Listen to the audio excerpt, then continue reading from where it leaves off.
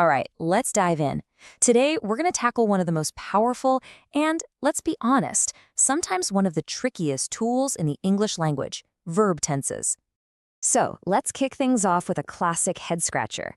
I played football versus I have played football. I mean, they both happened in the past, right? So what's the real difference here? Well, let's find out. Because here's the secret, and it's a big one. Choosing the right tense isn't just about following some dusty grammar rule. Nope, it's all about storytelling. It's how you paint a picture and control exactly where your listener is standing in a moment in time. So, let's start cracking this tense code. And our first, and probably most important clue, is a really simple but incredibly powerful tool, the timeline. So, what even is a tense? Well, forget the complicated textbook definitions. Just think of it like this. A tense is a tool that puts an action on a timeline, and it always does it in relation to right now. It's like a little GPS pin for your verbs, showing us exactly when something happened. Just picture a straight line. Right in the middle, you've got now. Simple enough. Everything that's already happened is to the left, in the past, and everything that's going to happen is to the right, in the future. Every single tense we use has its own specific address somewhere on this line. Okay, got the timeline in your head? Good.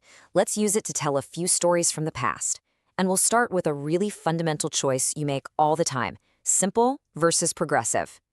Think about the difference in feel here. The past simple, that's like reading a history book. It reports a fact, a complete story that's over and done with.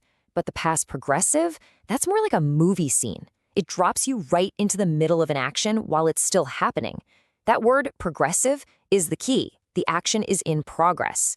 Here's a perfect example of one of those finished stories. India became free in 1947. It's a specific, completed event. It's a historical fact. Boom, done. It's a single, solid point on our timeline. But now, check this out. My sister was watching TV while I was reading a book. See how different that feels? It's not just reporting a fact. It's painting a picture. It puts us right there in that moment, showing two things happening at the same time. We're in the scene with that. Okay, now for what is maybe the trickiest, but also the most useful distinction for so many of us. We're talking about how to connect the past to the present. And this is all about the past simple versus the present perfect. And here is the absolute crucial difference. Past simple talks about something that's completely done, totally disconnected from now. It's like a closed chapter. But the present perfect, you can think of it as a bridge. It literally connects a past action to the present moment, showing that it has some kind of result or relevance right now. This example just nails it. Someone offers you a cup of tea, and the reply is, "No, thank you. I have just had a cup." Now, why say it like that? Because the past action, drinking the tea, has a direct result on the present. I'm not thirsty now. That connection to now is everything. So, what if you need to talk about something that happened even before another thing in the past? How you organize that story? Well, that's where the past perfect comes in. You can think of it as the past before the past. It's your way of showing the exact sequence of events. And this timeline makes it so clear. At 8:05 a.m., we reached the station. That's a simple past event. But something important happened before that. At 8 a.m., the train had left. Using the past perfect shows your listener the order crystal clear. First the train left, then we arrived. It's that simple. All right, enough living in the past. Let's jump forward on our timeline and take a look at tomorrow, because you'll see that choosing your future tense is all about your intention.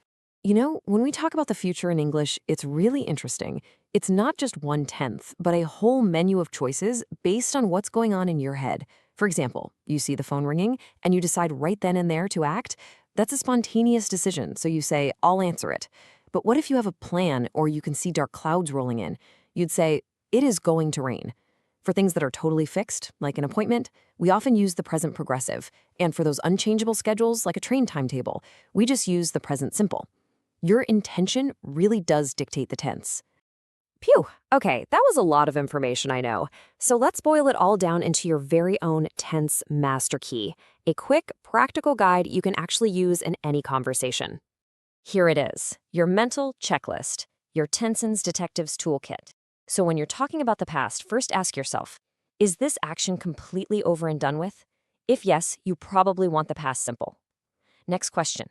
Does it have a bridge connecting it to right now? That's your signal for the present perfect. And if you're talking about the past of the past, you'll need the past perfect. And for the future, just remember, what is my intention? Because you see, at the end of the day, mastering tenses isn't about memorizing rules from a book. It's about mastering the art of storytelling. It's what gives you the power to share your experiences with real precision and color. And that really brings us to the end. You've got the concepts, you've got the timeline, you've got the toolkit. So the only question left is this. Now, how will you use your tense mastery? Hey everyone, you know how English has those 4 present tenses? It can feel like a total puzzle, right? They all kind of talk about now, but not really. Well, stick with me for the next few minutes and we're going to crack this code together. I'm going to give you a whole toolkit to get this right every single time. Okay, so look at this. I study English versus I am studying English. I mean, they both sound fine, don't they? But which one is actually happening, like, right this second? The answer, well, it's not so simple. The truth is, it completely depends on what you're trying to say. And that is the secret we're going to unlock today. So here's my proposal. Let's just forget about memorizing all those boring, complicated grammar rules. Instead, I want you to start thinking like a master craftsperson with a toolkit. See, each of these tenses is just a special tool. Your job isn't to be a grammar robot, it's just to know which tool to pull out of the box for the job you need to do. Simple as that. All right, first tool out of the box. We're going to call this the foundation tool.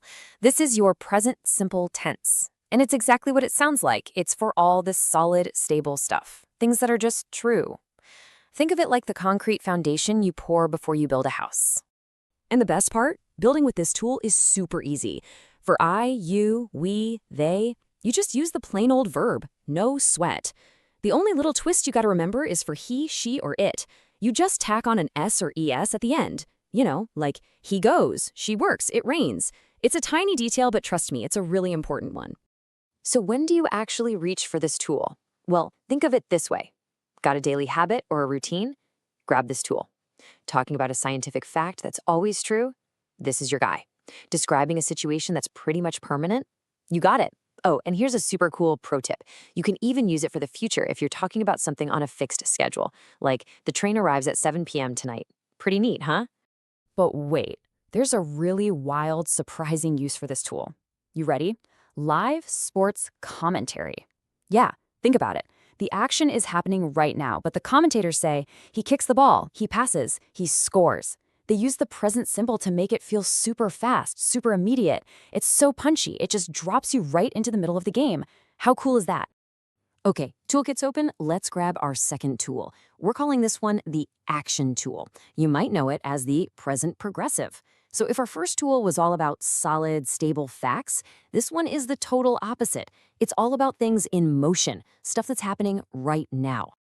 Putting this one together is like a simple 2-step recipe. First, you need your be verb, am, is, or are. Then you just slap an ing onto the end of your main verb. That's it. So I am talking. You are listening. See, it's happening right this second. So you're going to use this action tool for anything happening at the very moment you're speaking. It's also perfect for things that are just temporary, like maybe your friend is going by bike today, but he usually walks. It's not his permanent thing. And it's awesome for talking about situations that are changing, like prices are going up. Now, check out this special feature. It's a bit of a secret weapon. You can use this tense with the word always to complain about something. It's for those habits that just drive you up the wall. It's not just he loses his keys. No. It's, he is always losing his keys. You can just feel the annoyance, right? Okay, quick heads up about this action tool. Some verbs just don't do action. They describe states of being like know, love, or own. We call them stative verbs. You wouldn't say, I am knowing the answer, right? You'd say, I know the answer. Just think of it like this. These verbs are kind of lazy. They prefer to stick with the solid, simple foundation tool, not the one that's all about action. All right, tool number 3. And this one is a game changer. It's the bridge tool, the present perfect. Its whole purpose in life is to build a strong connection, a bridge from an action in the past right to what's happening now. And building this bridge is pretty straightforward. You just need have or has, and then what grammarians call the past participle. That's just that third form of the verb you always see in charts, like see, saw, seen, or do, did, done. So you get sentences like, I have finished, or she has arrived. Okay, here's the absolute key to understanding this tool. The action is over. It happened in the past. But what we care about is the result right now. So if I say, I have polished my shoes, the story isn't about me polishing them yesterday. The point is, hey, look at my shoes. They're shiny now. It's all about the present result. Okay, lean in for this one, because this is a mistake a lot of people make. Has gone versus has been. Here's the deal. If someone has gone somewhere, they're still there. It's a one-way ticket, at least for now. But if someone has been somewhere, they went and they came back. The trip is over. It was a round trip. Super important difference. And check this out. This is a really fascinating little rule for all you book lovers and art fans out there. When you talk about the work of an artist or writer who is no longer alive, you use the past simple. Sachi Routray wrote poems. His work is done. But for an artist who's still alive, you use the present perfect. Subhagya Mishra has written poems because, hey, he could write another one tomorrow. And here we are at our final and most specialized tool in the kit. This is the duration tool, or the present perfect progressive. This baby has one very specific job: to hammer home how long an action has been happening. Now, this one looks a little long, but it's actually super logical. It's got 3 parts: have or has, then been, then your verb with ing. But think about it. It's just smashing 2 of our other tools together. It takes the have or has from our bridge tool and the ing from our action tool. See? It makes perfect sense. So when do you use this thing? You pull it out when you really want to talk about duration. It's for an action that started way back when and is still going on right now. Like, it has been raining for 3 hours and it's still coming down. Or you can use it for an action that just finished and you can see the evidence. His hands are dirty because he has been working in the garden. The focus is on the long activity that just happened. And just like that, your grammar toolkit is complete. 4 powerful, specialized tools, and now you know exactly what each one is for.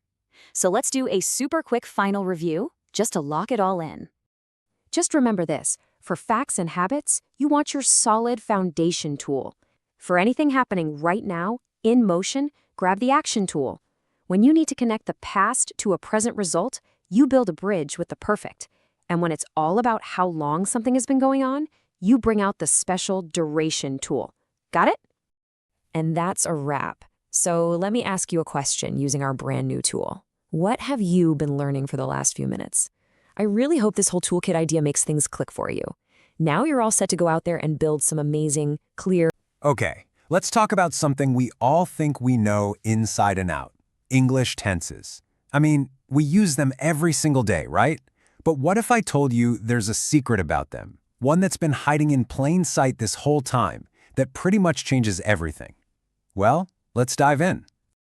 So let me just ask you straight up. How many tenses does English have? Seriously, what's the first number that pops into your head? If you said 3, you're in good company.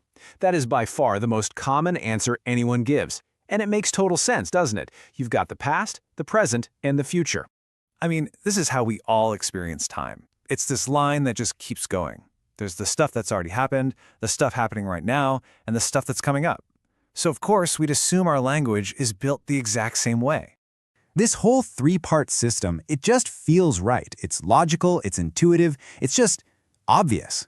But here's the twist. What if that obvious answer is actually, well, wrong? What if I told you that from a strict linguistic point of view, the idea that English has 3 tenses is kind of a myth?